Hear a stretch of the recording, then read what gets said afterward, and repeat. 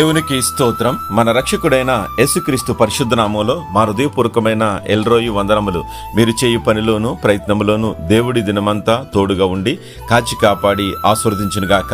ఈరోజు దేవుని వాగ్దానం ద్వితీయోపదేశకాండము 28వ అధ్యాయం 11వ వచనం. మీకు సమృద్ధిగా ఆయన మేలు కలగజేయును. ప్రియమైన సహోదరి సహోదరుడా, మేలు మన జీవితంలో కావాలని మనం కోరుకుంటూ ఉంటాం. అయితే దేవుని వాక్యాన్ని నువ్వు చేత పట్టుకొని క్రీస్తు వాక్యం నీలో సమృద్ధిగా నింపుకొని అప్పుడు ఆత్మతో నీవు నింపబడుతూ పరిశుద్ధాత్మ నీలో సమృద్ధిగా దేవుడు కుమ్మరించేస్తాడు.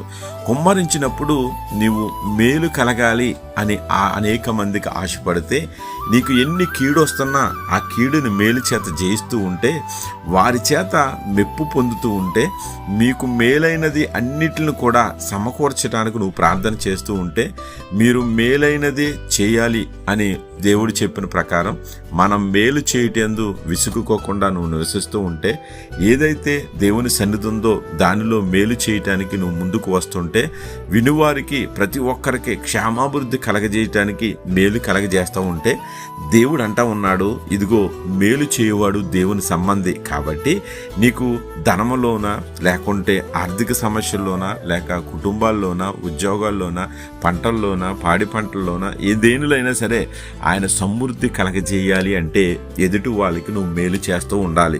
దేవుని వాక్యం నీలో ఉండాలి, పరిశుద్ధాత్మ నీలో ఉండాలి. పరిశుద్ధాత్మ మార్గంలో నడుస్తూ ఉంటే కనుక ఆయన అంటా ఉన్నాడు, ఇదిగో మేలైనది చేయనెరిగి అలా చేయకపోతే కనుక పాపం.